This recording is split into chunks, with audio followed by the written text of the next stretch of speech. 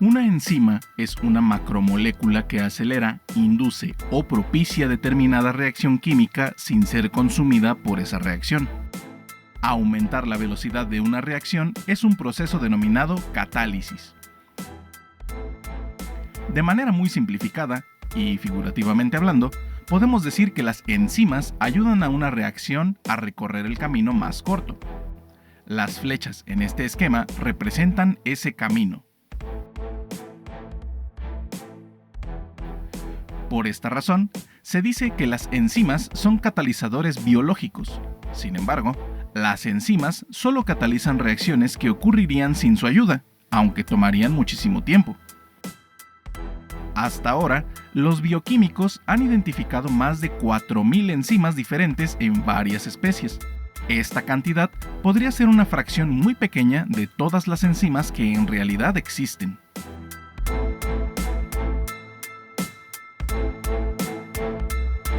Algunas moléculas de ácido ribonucleico funcionan como enzimas. No obstante, la mayoría de las enzimas son proteínas, y aquí nos enfocaremos únicamente en estas. La estructura primaria de estas consiste típicamente en una cadena lineal de entre 100 o 500 aminoácidos unidos por enlaces peptídicos.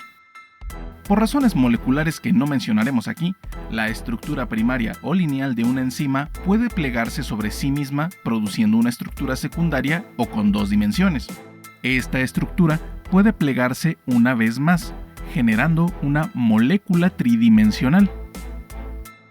La mayoría de los nombres de enzimas terminan en asa.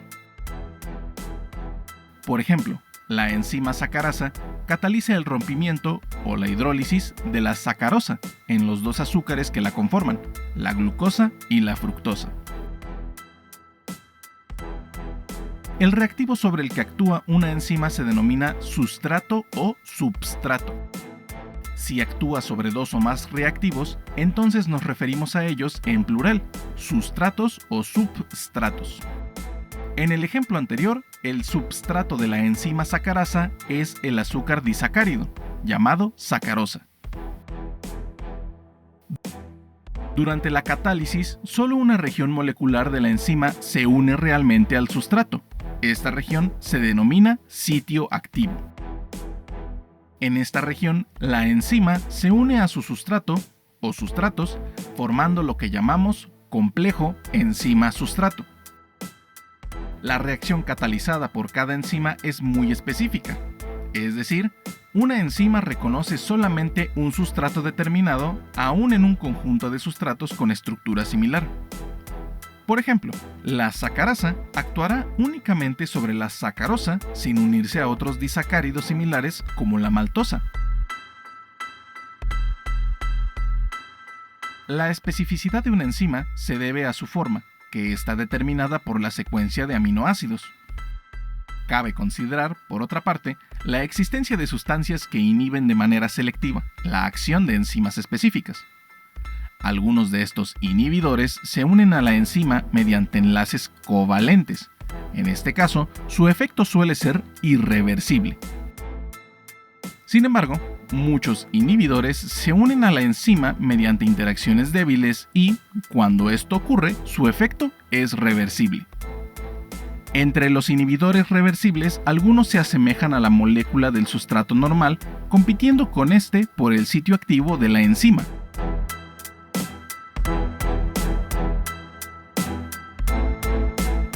Este tipo de inhibición se puede superar aumentando la concentración del sustrato. De este modo, alrededor de los sitios activos habrá más moléculas de sustrato para competir con las moléculas del inhibidor. Otro tipo de inhibidores, no competitivos, se unen a alguna parte de la enzima. Esta interacción provoca que la enzima cambie de forma y su sitio activo sea menos efectivo para producir la catálisis. Muchas toxinas y venenos suelen ser inhibidores enzimáticos irreversibles. Un ejemplo es el gas sarín.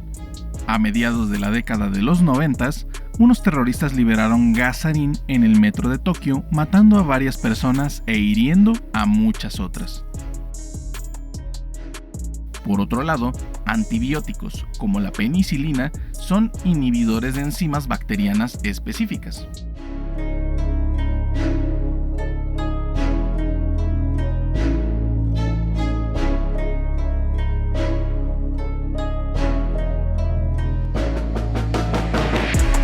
La penicilina actúa bloqueando el sitio activo de una enzima que muchas bacterias utilizan para formar sus paredes celulares. No obstante, la inhibición enzimática no siempre es anormal o dañina para las células. En el interior de las células existen, de forma natural, moléculas que regulan la actividad enzimática actuando como inhibidores. Estas moléculas son de gran importancia para el control del metabolismo celular. Así, hemos llegado al final de este video. Para complementar este tema, te sugerimos investigar por tu cuenta algunos de los términos que te mostramos en la pantalla o indagar más ejemplos concretos de enzimas importantes.